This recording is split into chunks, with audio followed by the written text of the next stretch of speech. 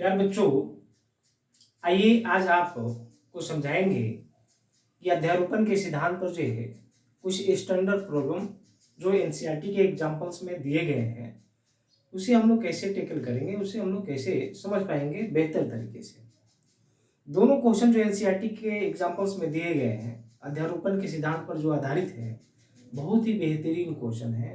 आइए उन दोनों क्वेश्चनों को जो है मैं एक्सप्लेन करता हूँ, आप इसे समझने का प्रयास कीजिए।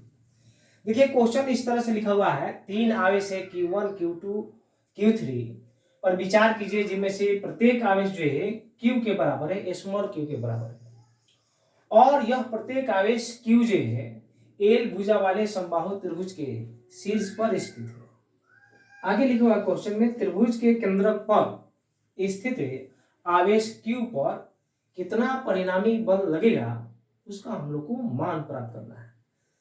तो हम लोग यह भी समझेंगे कि केंद्रक होता क्या है, क्योंकि बुक में तो क्वेश्चन ये सॉल्व कर दिया गया है लेकिन हम लोग समझ नहीं पाते कि केंद्रक है क्या, या आप पीछे क्लास में पढ़े हैं उसे भूल गए भी होंगे। आइए उन सब बातों को भी यहाँ पर समझाते हैं। सबसे पहले आप एक समबाहु त्रिभुज लीजिए। ये एक समबाहु त्रिभुज ले लिया गया है, ये समबाहु त्रिभुज है और इस शीर्ष को ए नाम देते हैं, इसे बी नाम देते हैं और इसे आप सी नाम देते हैं।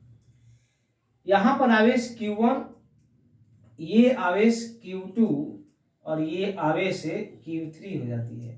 प्रत्येक आवेश Q के बराबर है, Q दे दिए, यह भी Q दे दिए और यह भी Q दे दिए।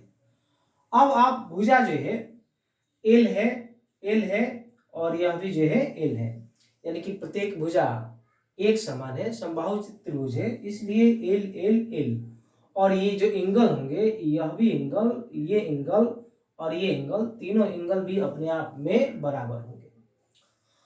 अब बच्चों हम लोग जो है शीर्ष A से और इसके सम्मुख भुजा जो है, यानी कि इसका जो सामने वाला भुजा है उसके मध्य पॉइंट पर को जो है मिलाते हैं। ए से इन BC के मध्य बिंदु को हम लोग मिलाते हैं ए से, तो जब मिलाएंगे तो इस रेखा को हम लोग बोलेंगे माध्यिका। ओके, ये रेखा कहलाएगी माध्यिका। उसी तरह से यहाँ पर भी हम लोग जो है इसके सामने मध्य बिंदु को मिलाएंगे और इसी तरह से यहाँ पर भी जो है मध्य बिंदु को हम लोग मिलाएंगे। ये हम लोग मिला दिए तो ये कहलाएगी, तब ये माध्यिका है, ये माध्यिका है और ये माध्यिका है और तीनों जहां पर ये एक दूसरे को इंटरसेक्ट करेगा ये कहलाएगा केंद्रक। तो यह आपका हो गया केंद्रक। ओके, अब इस केंद्रक पर आवेश Q लेना है, तो हम लोग इस पर आवेश ले लिए कैपिटल Q और इस कैपिटल Q पर इन सभी आवेशों के कारण क्या परिणामी बल होगा यह प्राप्त करना है। तो यहां पर देखिए ये जो केंद्र, चूंकि समबाहु त्रिभुज है तो A से O, चाहे B से O और C से O, ये तीनों जो है एक दूसरे के बराबर होंगे। इट मीन्स AO बराबर BO बराबर CO और बराबर यह हो जाएगा आपका X मान लीजिए, या आप अलग R भी मान सकते हैं, तो हम लोग यहाँ पर X मान लिए। अब देखिए इसका ये आप मान भी आप निकाल सकते हैं, तो ये मान भी निकाला जा सकता है। खैर ये जो पॉइंट है आप नाम दे दीजिए, इसे हम लोग नाम देते हैं D, इसे हम लोग नाम दे देते हैं E इस पॉइंट को, और ये नाम दे देते हैं हम लोग F दे दिए। अब देखिए बच्चों यहाँ पर जो आवेश है, ए शीर्ष पर जो आवेश Q है, यह Q आवेश इस पर बल लगाएगा। चूंकि इस पर बल की बात की जा रही है तो यह धनावेश, यह धनावेश, तो यह जो है इसको क्या करेगा, प्रतिकर्षित करेगा। तो प्रतिकर्षित करेगा तो बल की दिशा इधर हो जाएगी और इसे हम लोग मानते हैं F1। उसी तरह से यह आवेश इस पर बल लगाएगा, ये भी धन आवेश, यह धन आवेश, तो यह इस पर बल निकालना है, Q आवेश पर बल निकालना है, कैपिटल Q, इसको प्रतिकर्षित करेगा और आप इधर दिखा पाएंगे F2। ओके, अब यहाँ Q आवेश है, यह भी इस पर बल लगाएगा, तो ये इस पर बल लगाएगा, तब इसकी दिशा हो जाएगी इधर हम लोग दिखा पाएंगे और हो जाएगा F3 और ये X है, ये X है और ये X है। ये तीनों जो दूरी हो जाएगा वह इक्वल हो जाएगा, क्योंकि समबाहु यहाँ पर त्रिभुज है, इस तरह से ये X है। अब हम लोग जो है ये F1, F2 और F3 तीनों फोर्स का हम लोग जो है यहाँ पर मैं यहाँ पर निकालने जा रहे हैं, कैलकुलेट कर रहे हैं कूलाम के नियम से। F1 इक्वल टू आप लिख पाएंगे 1/4πε0 QQ, दो आवेश हो गया, और अपॉन जो डिस्टेंस होगा, तो डिस्टेंस आपका कितना है, x है, ये दे दिए x²। और दिशा किधर से किधर है, तो A से Q, ये O है, A से, तो आप यहाँ पर दिशा दिखा सकते हैं AO यूनिट वेक्टर, या आप लिख सकते हैं A से O की तरफ। ये पहला हो गया। उसी तरह से आप F2 बराबर भी लिख सकते हैं, और यह F2 1/4πε0 QQ अपॉन फिर से x², और दिशा देखेंगे तो ये किधर है, B से O की तरफ, इधर, तो हम लोग लिख सकते हैं BO, और ये दिखा देंगे यूनिट वेक्टर। उसी तरह से आप F3 बराबर भी लिख सकते हैं 1/4πε0 QQ अपॉन x², और ये डायरेक्शन देख रहे हैं C से O की तरफ, यहाँ लिख सकते हैं CO, और ये हो जाएगा यूनिट वेक्टर। तो इस क्यू आवेश पर 3 फोर्स लग रहा है, F1, F2, F3, और इन तीनों का हम लोग रिजल्टेंट वेक्टर निकालेंगे, रिजल्टेंट फोर्स निकालेंगे, यानी कि परिणामी बल हम लोग को प्राप्त करने हैं। अब बच्चों आप क्या कीजिए, F1 और F2 इन दोनों का जो है हम लोग रिजल्टेंट वेक्टर निकालते हैं। दो के लिए हम लोग फॉर्मूला पढ़े हैं, R = √a² + b² + 2ab cos θ। तो उसी तरह से एक वेक्टर ये हो जाएगा, दूसरा वेक्टर ये हो जाएगा, और दोनों के बीच के जो एंगल हो जाएंगे 120 डिग्री हो जाएंगे। तो इस तरह से हम लोग जो है यहाँ पर काम करते हैं। तो आइए ये हम लोग लिख पाएंगे F1 और F2 का परिणामी सदिश निकालते हैं हम लोग। परिणामी सदिश का परिणाम और दिशा भी लिख सकते हैं, परिणामी सदिश का परिमाण यहाँ निकालते हैं हम लोग, नहीं, तो हम लोग यहाँ पर लिख पाएंगे F, मान लीजिए कि F हो जाता है, F1 और F2 दोनों का परिणामी सदिश का जो परिमाण होगा F, तो आप लिख पाएंगे F = F1 का स्क्वायर प्लस F2 का स्क्वायर प्लस 2 F1 F2, और यहाँ लिख पाएंगे cos θ। यहाँ पर यह जो एंगल है ये दिख रहे हैं आप, F1 और F2, ये दोनों के बीच के एंगल जो है 120 डिग्री होंगे।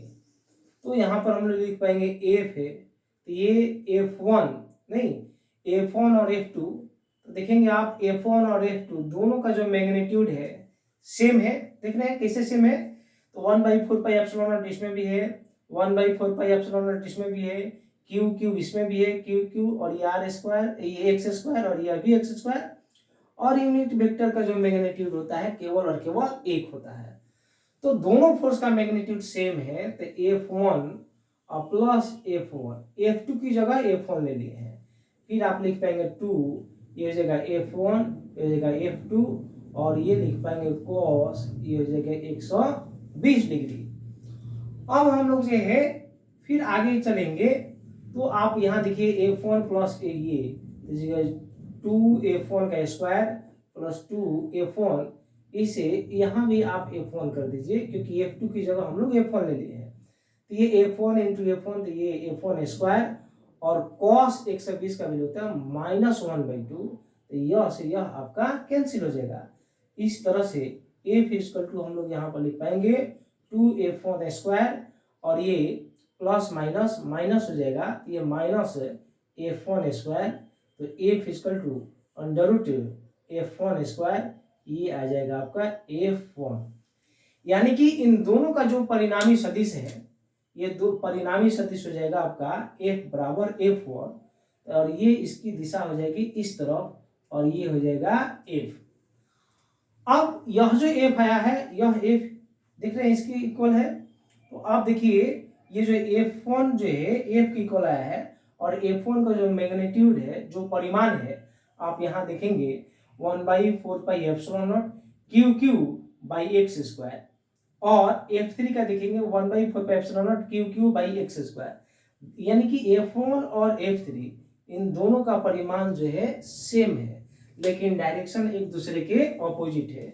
तो हम लोग लिख सकते हैं, चूंकि चूंकि F3 और F के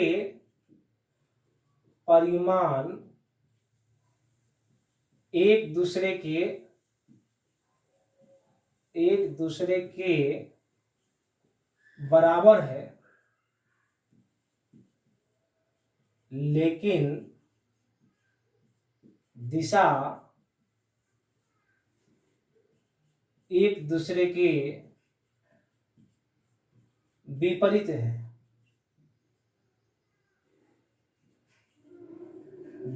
है, अतः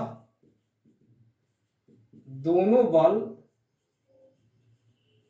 एक दूसरे को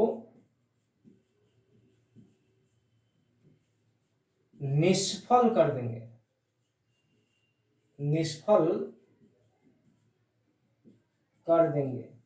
और वेक्टर के फॉर्म के हिसाब से हम लोग लिख सकते हैं F3 और प्लस माइनस ये हो जाएगा F इक्वल टू ये हो जाएगा 0। इट मीन्स F3 और ये प्लस माइनस ये हो जाएगा इक्वल टू 0, यानी कि F3 इक्वल टू ये हो जाएगा F। दोनों बराबर है, दोनों एक दूसरे को कैंसिल कर देंगे।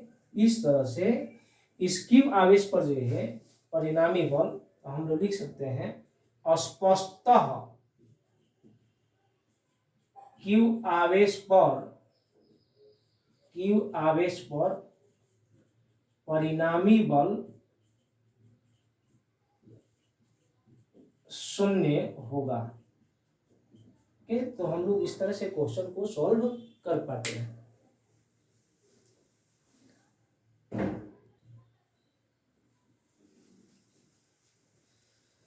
बच्चों आइए एक और प्रश्न हम लोग सॉल्व करते हैं, और यह भी एनसीईआरटी के एग्जांपल्स में दिया हुआ है। तो देखिए ये प्रश्न इस तरह से है, समबाहु त्रिभुज के शीर्षों पर आवेश है Q Q माइनस Q। तो प्रत्येक आवेश पर कितना बल लग रहा है यह प्राप्त करना है। तो आप एक समबाहु त्रिभुज ले लीजिए, ये समबाहु त्रिभुज ले लिए हम लोग, ये इस तरह से A B, चाहे आप यहां लिख सकते हैं A B, और ये ले लिए हम लोग C। ये आवेश मान लीजिए Q1, यहाँ आवेश ले लिए Q2, और यह आवेश ले लिए Q3। यह Q आवेश है, देख रहे हैं Q माइनस Q, ये भी Q ले लिए, और ये तीसरा आवेश ले लिए माइनस Q। समबाहु त्रिभुज है तो भुजा इक्वल हो जाएगा, तो L ले लिए। अब इन तीनों प्रत्येक आवेश पर यानी कि इस पर कितना बल लगेगा ये मान निकालना हम लोग को है। सबसे पहले जो है हम लोग इस पर बल निकालते हैं। देखेंगे आप, यह धनावेश है और यह भी धनावेश है, इस पर बल निकालना है। तो यह आवेश इस पर बल लगाएगा, तो प्रतिकर्षित करेगा, क्योंकि दोनों आवेश सजातीय है। तो हम लोग इधर बल की दिशा को दिखाते हैं और इसे हम लोग मान लेते हैं F1। ओके, अब यहां पर आप ध्यान दीजिए, अब देखिए अब ये ऋणात्मक आवेश है और ये धनात्मक आवेश है Q। तो अब दोनों के बीच आकर्षण बल लगेगा, तो इसका प्रभाव इस पर निकालना है। तो यह क्या करेगा, इसको अपने तरफ आकर्षित करेगा। तो हम लोग इधर आकर्षित करके दिखा दिए, और ये दिखा दिए F2। ओके, अब इस Q आवेश पर जो है दो बल लग रहे हैं, F1 और F2। ये अभी हम लोग दिशा दिखा दिए।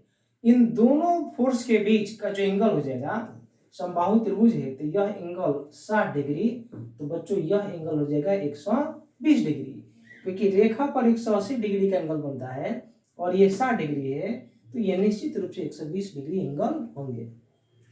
आइए अब हम लोग यहाँ पर डायरेक्शन को हम लोग दिखाते हैं। अब देखिए बच्चों, अब यहाँ पर भी जो है यानी कि इस Q आवेश पर अब इसके कारण बल निकालते हैं। तो दोनों सजातीय है, तो ये बल इधर लगेगा, और इसको भी हम लोग मान लेते हैं F1, और ये ऋणात्मक आवेश है या धनात्मक आवेश है, इसको अपने तरफ आकर्षित करेगा। तो इसको दिखा देते हैं हम लोग F2। ओके, अब दोनों के बीच यह 60 डिग्री है, तो इन दोनों के बीच का जो एंगल हो जाएगा, यह भी एंगल हो जाएगा आपका 120 डिग्री। तो इस आवेश पर भी जो है दो बल लग रहे हैं और उसकी दिशा को हम लोग दिखा दिए। आइए तीसरा आवेश ऋणात्मक आवेश है, तो अब इस पर ध्यान देंगे आप। अब इसका प्रभाव इस पर और इसका प्रभाव इस पर निकालना है। ये ऋणात्मक आवेश है, ये धनात्मक आवेश है। यह क्या करेगा, इसको अपने तरफ आकर्षित करेगा। ये आकर्षित करेगा तो आप इसको दिखा दीजिए F1, और यह Q आवेश इसको अपने तरफ आकर्षित करेगा तो ये इसको दिखा दीजिए F2, और इन दोनों फोर्स के बीच के एंगल कितना डिग्री हो जाएंगे, तो ये हो जाएगा 60 डिग्री। तो ध्यान देना बच्चों, यहाँ पर एंगल 120, यहाँ पर भी 120 और यहाँ पर जो है 60 डिग्री हो गया। तो इस Q1 आवेश पर जो है हम लोग परिणामी विद्युत बल, तो हम लोग लिखते हैं Q1 आवेश जिसका मान Q के बराबर है पर परिणामी विद्युत बल, परिणामी विद्युत बल। अब प्रत्येक दोनों आवेश के प्रत्येक जो आवेश है देख रहे हैं माइनस क्यू, क्यू और क्यू, ये सब का परिमाण जो है इक्वल होगा। तो यहाँ पर हम लोग लिखते हैं यहाँ पर F1 और F2, तो सबसे पहले आप F1 के लिए यहाँ निकाल लीजिए। तो F1 के लिए 1/4 पाई एप्सिलॉन नॉट, और दो आवेश तो दिख रहे हैं, दो आवेश, तो प्रत्येक दो आवेश का जो है परिमाण समान समान ही होगा, क्योंकि मोड ले लेंगे तो ये भी धनात्मक हो जाएगा। यहाँ लिख पाएंगे Q1, ये Q1 की जगह Q और Q2 की जगह ये ले लेंगे, ये हो जाएगा Q, अब मोड ले लेंगे तो ये पॉजिटिव ही हो जाएगा। तो हम लोग ये पॉजिटिव अपॉन आर स्क्वायर बोलने का मतलब है डिस्टेंस कितना है, तो ये दे दिए हम लोग L स्क्वायर। उसी तरह से F2 के लिए लेते हैं, तो F2 के लिए लिख पाएंगे आप 1/4 पाई एप्सिलॉन नॉट Q नहीं, ये वाला आवेश और ये आवेश, तो ये ऋणात्मक है तो हम लोग मोड ले लेंगे तो ये जो है पॉजिटिव हो जाएगा और ये हो जाएगा L स्क्वायर। तो अल्टीमेटली 1/4 पाई एप्सिलॉन नॉट और ये भी हो जाएगा Q अपॉन L स्क्वायर, और यहाँ पर भी हम लोग वही बात लिख सकते हैं। तो F1 और F2, यहाँ पर भी F1 और F2 निकालेंगे तो आपको इतना ही मिलेगा। यहाँ भी F1 और सब जगह F1 और F2 का जो वैल्यू जो है सेम हो जाएगा। तो अब हम लोग जो है इन दोनों बलों का परिमाण निकालते हैं। मान लीजिए कि इन दोनों बलों का F1 और F2 का जो परिणामी बल हो जाएगा F होगा, तो आप लिख सकते हैं F बराबर under root F1 square plus F2 square plus 2F1 F2, और लिख पाएंगे cos थीटा। फिर से हम लोग ये यहाँ लिख पाएंगे F1 और F2 को ध्यान से देखेंगे, दोनों सेम है, नहीं सेम है, तो हम लोग एक का वैल्यू लिखेंगे, मतलब कि F2 को ही F मान लेंगे, F1 स्क्वायर, फिर से F1 स्क्वायर और ये हो जाएगा 2F1, ये भी F1 लिख देंगे, और cos थीटा दोनों के बीच का एंगल 120 डिग्री, तो आप रख देंगे 120 डिग्री, इस जगह cos 120। आइए इस तरफ हम लोग काम करते हैं।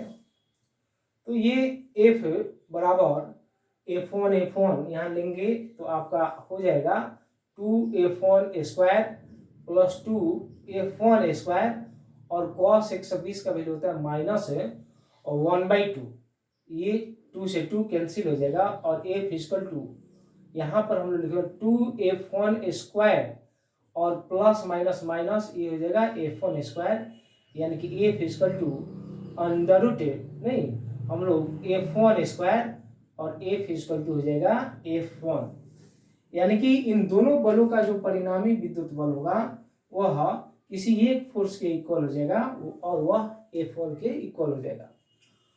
उसी तरह से यहाँ पर भी हम लोग काम करेंगे, तो ये भी दोनों सेम है, तो यहाँ पर भी बल का मान इतना ही मिलेगा। यहाँ पर लिख सकते हैं अतः आवेश Q1 पर परिणामी Q1 तो हो गया, अब यहाँ पर हम लोग Q2 लिखेंगे, परिणामी विद्युत बल F बराबर F1 होगा। नहीं, अब हम लोग जो आते हैं यहाँ पर Q3 आवेश के लिए। तो Q3 आवेश के लिए तो F1 और F2 के तो मान सेम होंगे आपके, लेकिन हम लोग जब काम करेंगे आगे तो देखेंगे यहाँ पर एंगल जो होगा, पहले जो 120 डिग्री एंगल लेते थे, अब एंगल आपका 60 डिग्री हो जाएगा। तो यहाँ लिख सकते हैं Q3 आवेश पर परिणामी विद्युत बल, तो लिख पाएंगे हम लोग F मान लेते हैं, तो F equal to under root नहीं, अब देखेंगे F1 F2 यही हम लोग का सेम हो जाएगा, यहाँ पर यहाँ लिख पाएंगे F1 का स्क्वायर F2 का स्क्वायर प्लस 2F1 F2 और ये हो जाएगा cos theta. F equal to F1 और F2 बराबर बराबर है, तो यहाँ F1 का स्क्वायर फिर F1 का स्क्वायर 2F1 फिर F1 और ये कॉस 60 डिग्री। ओके 60 डिग्री, क्योंकि ये एंगल 60 डिग्री है F1 और F2 के बीच। यहाँ लिख पाएंगे F equal to under root 2F1 का स्क्वायर, ये दोनों सेम सेम है, ऐड हो जाएगा, और प्लस 2F1 का स्क्वायर, ये दोनों मल्टीप्लाई कर देंगे, ये हो जाएगा, और यहाँ पर जो cos 60 डिग्री है, तो cos 60 का वैल्यू होता है 1/2, 2 से 2 कैंसिल हो जाएगा, F इक्वल टू, अब ये दोनों को हम लोग ऐड कर देंगे 2F1 square plus F1 square, यानी कि F इक्वल टू ये हो जाएगा 3 और ये हो जाएगा F1 स्क्वायर। इस तरह से ये F बाहर आ जाएगा और ये हो जाएगा √3। तो यहाँ पर जो परिणामी विद्युत बल लगेगा इस Q3 पर, वह आपका हो जाएगा इतना, और Q1 आवेश पर जो लगेगा वह Q1 आवेश पर हो जाएगा इतना, और Q3 आवेश पर भी सेम, Q2 और Q1 पर जो है सेम सेम, और Q3 पर इस तरह इतना बल लगेगा। तो इस तरह से हम लोग जो है ये प्रत्येक आवेश पर कितना बल लगेगा उसका मान हम लोग कैलकुलेट करते हैं।